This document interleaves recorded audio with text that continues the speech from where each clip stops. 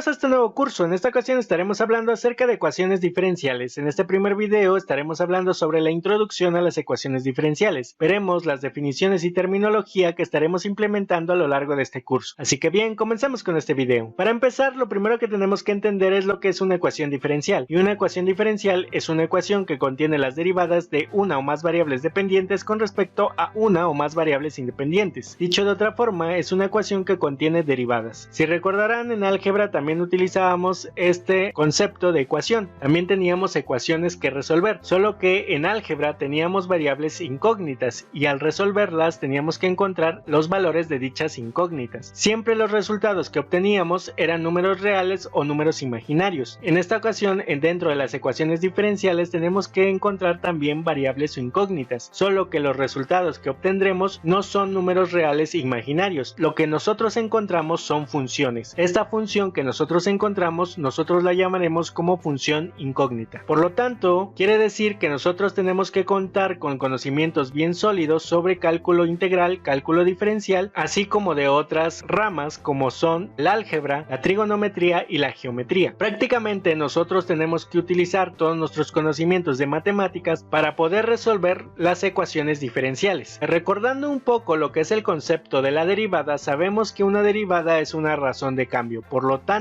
quiere decir que una ecuación diferencial se puede aplicar a todos aquellos sucesos o efectos donde una variable esté cambiando con respecto de otra. Prácticamente en casi todo se puede aplicar una ecuación diferencial. Vamos a ver algunos ejemplos donde podríamos aplicar una ecuación diferencial. Como primer ejemplo, podemos aplicar una ecuación diferencial cuando cae una manzana de un árbol, ya que, por ejemplo, la altura a la que se encuentra la manzana va cambiando con respecto del tiempo, ya que va cayendo. Por lo tanto, aquí podemos modelarlo mediante una ecuación diferencial. Otro concepto que estaremos utilizando mucho a lo largo de este curso es el concepto de modelado. Cuando nosotros nos referimos a modelar, quiere decir que vamos a implementar las matemáticas para poder predecir o poder definir un efecto que está sucediendo en nuestro entorno. En este caso, son sucesos que tienen una razón de cambio. Vamos a ver un segundo ejemplo donde también se puede aplicar la ecuación diferencial. Por ejemplo, cuando estamos haciendo el análisis. Otro ejemplo donde podemos aplicar las ecuaciones diferenciales es en los circuitos eléctricos, ya que también aquí podemos tener cambios de variables con respecto de otras variables. De igual manera, podemos utilizar una ecuación diferencial para describir el efecto de la vibración de una cuerda, como por ejemplo cuando una persona toca algún instrumento musical de cuerda. De igual manera, podemos utilizar las ecuaciones diferenciales para saber cuánto crece una población en un determinado tiempo, dentro de un lugar en específico. De igual forma, podemos saber la rapidez con la que se propaga una enfermedad. De igual manera, las ecuaciones diferenciales se pueden aplicar a otras disciplinas, como lo es la psicología. Muchas personas pueden creer que la psicología no tiene nada que ver con las ecuaciones diferenciales o con las matemáticas en general, pero nada más alejado de la realidad. Como ya hemos dicho, las ecuaciones diferenciales expresan efectos o situaciones en las que una variable cambia con respecto de otra variable. Por lo tanto, prácticamente en todo se puede aplicar. Así es el caso de la psicología. En la psicología también tenemos problemas como por ejemplo saber qué rapidez aprende una persona una tarea en específico. Como podemos ver, también es una razón de cambio y podemos aplicar una ecuación diferencial para poder predecir este suceso. Ya que hemos entendido bien lo que es una ecuación diferencial, pasemos a ver algunos ejemplos de ecuaciones diferenciales para que todos ustedes se vayan familiarizando con estos conceptos. Vamos a ver el primer ejemplo de una ecuación diferencial que dice que es m por la segunda derivada de h con respecto del tiempo va a ser igual a menos m por g. Esto es una ecuación diferencial. Como podemos darnos cuenta, cumple con la misma estructura de una ecuación ordinaria. Vemos que tenemos algunas variables del lado izquierdo del igual y también tenemos algunas letras o incógnitas del otro lado del igual. Por lo tanto, es una ecuación. Pero vemos que la diferencia es que ahora tenemos derivadas dentro de esta ecuación. En este caso tenemos la segunda derivada de h con respecto del tiempo. Esta ecuación corresponde al ejemplo que nosotros habíamos visto hace unos instantes, la de la manzana cayendo de un árbol. Esta ecuación no solamente se puede aplicar a este ejemplo en particular, esta ecuación se aplica a muchas situaciones en la vida cotidiana. Vamos a ver qué variables nos encontramos dentro de la ecuación. Vemos que tenemos m, que va a ser igual a la masa, h es igual a la altura, t es igual al tiempo y G es igual a la gravedad. Como podemos darnos cuenta, todo objeto que esté cayendo desde una altura, podemos encontrar esa función con esta ecuación diferencial. Vamos a ver un segundo ejemplo. Ahora tenemos la derivada de A con respecto del tiempo, que va a ser igual a menos K por A. Esta segunda ecuación corresponde al decaimiento radioactivo. Esto quiere decir que esta ecuación nos sirve para saber qué tan radiactivo puede ser un cuerpo. Veamos las variables que nos encontramos dentro de esta ecuación. Sabemos que A es igual a la cantidad desconocida de sustancia radiactiva, T es igual al tiempo, K es la constante de proporcionalidad y vemos que esta ecuación para eso nos sirve, principalmente para encontrar la función A, que sería la cantidad desconocida de sustancia radiactiva. Pasemos a ver un tercer ejemplo. Ahora tenemos la siguiente ecuación, donde tenemos L por la segunda derivada de Q con respecto de T, más R por la primera derivada de Q con respecto del tiempo, más 1 sobre C por Q, que va a ser igual a E. Esta función corresponde al análisis de un circuito RLC. Estas ecuaciones diferenciales nos pueden servir para poder sacar un análisis de un circuito eléctrico. Veamos las variables que nos encontramos. Primero tenemos la letra L, que es la inductancia, también tenemos la letra R, que es la resistencia, C, que es la capacitancia, T es igual al tiempo, Q es igual a la carga y E es la fuerza electromotriz o el voltaje que se está suministrando al circuito. Como podemos notar, esta ecuación la podemos implementar para poder encontrar la función incógnita, que en este caso sería Q, que sería encontrar la función de la carga. Veamos un cuarto ejemplo. Tenemos 1 sobre R cuadrada por la derivada de R cuadrada sobre ρ por la derivada de P con respecto de R. Esto va a ser igual a menos 4pi por ρ por G. Esta siguiente ecuación surge del estudio del equilibrio gravitacional de una estrella, parte de la aplicación de la ley de gravitación de Newton y la ley de Stephen-Boltzmann para los gases. Si nosotros combinamos estas dos leyes, conduce a esta ecuación de equilibrio. Veamos qué variables nos encontramos dentro de la ecuación. P es igual a la suma de la presión cinética del gas y la presión por radiación, R es la distancia desde el centro de la estrella, ρ es la densidad de la materia, y G es la constante de gravitación. Como podemos darnos cuenta, aquí en esta cuarta ecuación, lo que nosotros tenemos que encontrar es la función incógnita P, que es la suma de la presión cinética del gas y la presión por radiación. De esta forma, esta es una ecuación de equilibrio gravitacional. Vamos a ver otros dos ejemplos. Ahora tenemos como quinto ejemplo la derivada de Y. Ya que hemos visto algunos ejemplos de ecuaciones diferenciales y que ya estamos más familiarizados con lo que es una ecuación diferencial, vamos a ver alguna terminología que estaremos implementando a lo largo de este curso. Vamos a ver lo que sería la variable dependiente y la variable independiente. Estos conceptos ya debemos de estar familiarizados con ellos, ya que son conceptos fundamentales dentro de las matemáticas. Bien sabemos que una variable dependiente es aquella que depende su valor de otra variable, en este caso de una variable independiente, y la variable independiente puede tomar cualquier valor y no depende de ninguna otra variable. Veamos cómo podemos encontrar cuál es la variable dependiente y cuál es la variable independiente dentro de una ecuación diferencial. Veamos el primer ejemplo. Tenemos la siguiente ecuación, m por la segunda derivada de h con respecto del tiempo, que va a ser igual a menos m por g. Si bien recordamos, esta ecuación corresponde a una caída de un objeto, puede ser cualquier tipo de objeto. Vamos a ver cómo identificar lo que sería la variable dependiente y la variable independiente. Podemos ver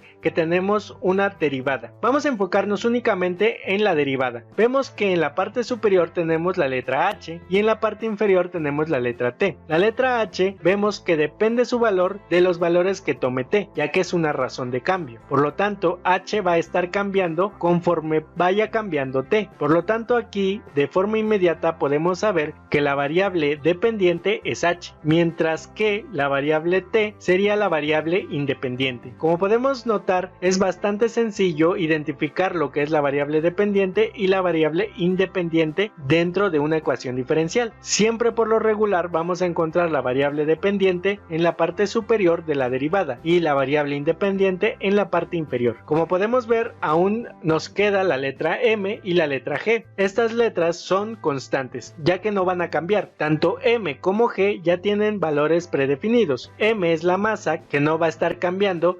G también ya es una constante, que es la constante de la gravedad. Por lo tanto, estas letras son constantes. Vamos a ver un segundo ejemplo para identificar lo que es la variable dependiente y variable independiente. Tenemos como segundo ejemplo la siguiente ecuación diferencial parcial. Tenemos la segunda derivada parcial de u con respecto de t menos c al cuadrado por la segunda derivada parcial de u con respecto de x, que va a ser igual a 0. Como podemos darnos cuenta, esta ecuación es la que representaba la vibración de una cuerda. Por lo tanto, vamos a identificar lo que sería la variable dependiente y la variable independiente. Como vemos, tenemos una función u que está dependiendo de t y de x. Recordar que esta función dependía de dos variables, una que es la variable del tiempo y la otra que era la variable de la posición, que en este caso está representada con x. Por lo tanto, inmediatamente sabemos que la variable dependiente sería u, ya que depende tanto de t como de x. Y en esta ocasión tenemos dos variables independientes, que sería t y x. Como pueden notar, nuevamente hemos tenido la variable dependiente en la parte superior de la derivada y en la parte inferior hemos tenido la variable independiente. ¿Qué pasa con c? De igual forma, c es una constante, ya que no va a cambiar a lo largo del análisis. Ya que hemos entendido lo que es una variable dependiente e independiente, vamos a ver algunas otras definiciones o terminologías que estaremos implementando. Veremos lo que sería la nomenclatura. Las nomenclaturas para poder establecer una derivada son las siguientes. Tenemos como primer nomenclatura la siguiente, donde tenemos la derivada de y con respecto de x, o la segunda derivada de y con respecto de x, o la tercera derivada de y con respecto de x, y así sucesivamente. Este tipo de nomenclatura es la que se llama como notación de Leibniz. Esta notación es la más utilizada para poder representar una derivada. También podemos representar una derivada con la siguiente nomenclatura, con y', y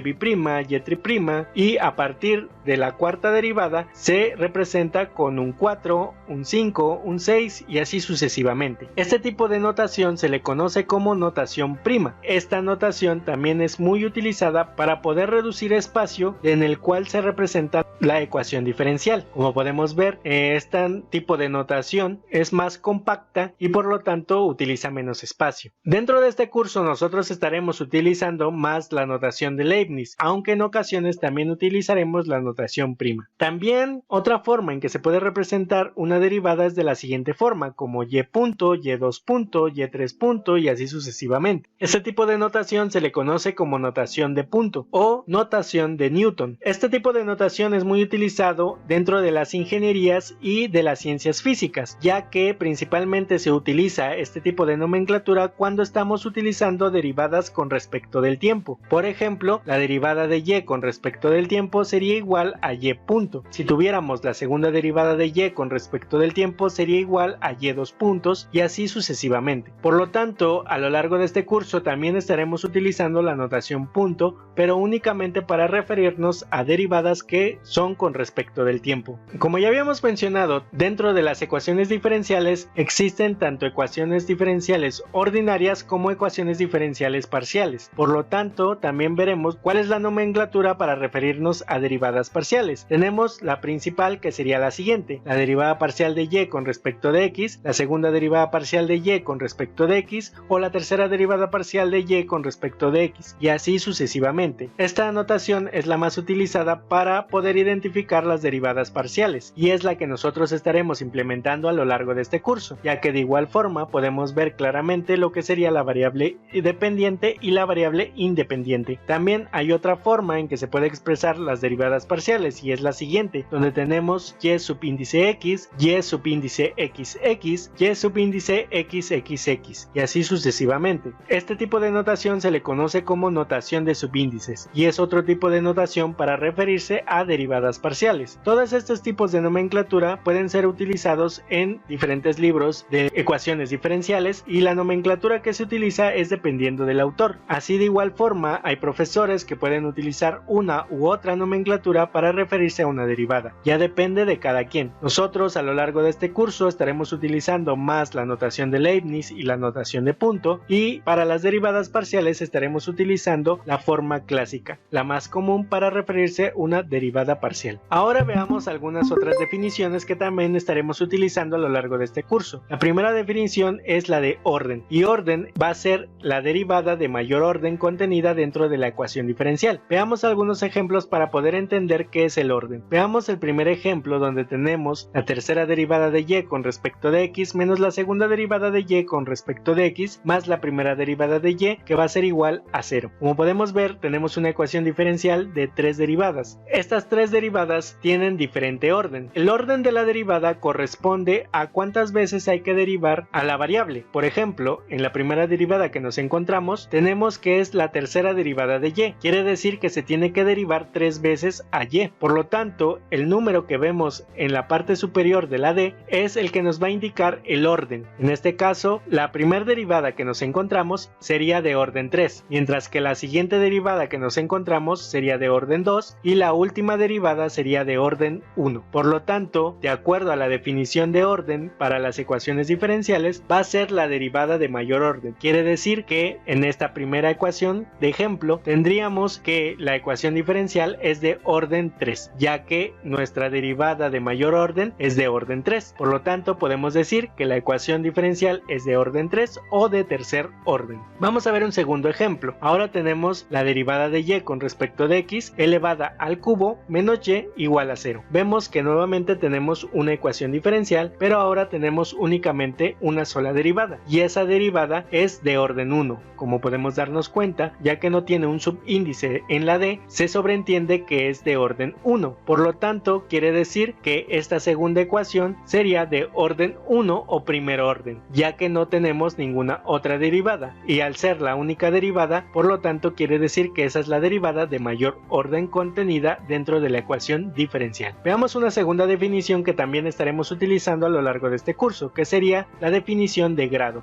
Y grado es la potencia a la que está elevada la derivada de mayor orden, siempre y cuando la ecuación diferencial esté dada en forma polinomial. Más adelante veremos las diferentes formas en que se nos puede presentar una ecuación diferencial. Mientras sabemos que estos dos ejemplos que vemos en pantalla sí que están en su forma polinomial. Vamos a entender entonces lo que sería el concepto de grado. Para el primer ejemplo que tenemos de la ecuación diferencial, la que es de orden 3 o tercer orden, veamos de qué grado es. Como bien nos dice la definición, es la potencia a la que está elevada la derivada de mayor orden. Ya hemos identificado cuál es nuestra derivada de mayor orden, que en este caso es la de tercer orden. Por lo tanto, vemos a qué exponente o potencia está elevada, y vemos que esta derivada está elevada a la potencia 1, ya que se sobreentiende. Por lo tanto, quiere decir que esta ecuación sería de grado 1 o primer grado. Por lo tanto, quiere decir que esta primera ecuación es de orden 3, grado 1. Hay que ver claramente la diferencia entre orden y grado, ya que muchos estudiantes se confunden en estos dos conceptos. Veamos ahora qué grado tiene la segunda ecuación. Nos tenemos que fijar en la derivada de mayor orden, que en este caso, como nada más tenemos una derivada, sería la de orden 1. Por lo tanto, vemos que esa derivada sí que se encuentra elevada a una potencia, que sería al cubo. Por lo tanto, quiere decir que ese sería su grado de la ecuación. Entonces sería de grado 3 o tercer grado. Por lo tanto, esta segunda ecuación sería de orden 1, grado 3. Como pueden ver, hay que ver la diferencia entre orden 3 y grado 1 y orden 1 y grado 3. No hay que confundirse entre orden y grado. Y bueno, hasta que hemos llegado a este nuevo video del curso de ecuaciones diferenciales. Les recuerdo que se suscriban si aún no lo han hecho para que se mantengan al día con nuevos videos. Recuerden activar la campanita de notificaciones para que YouTube les avise cada vez que subamos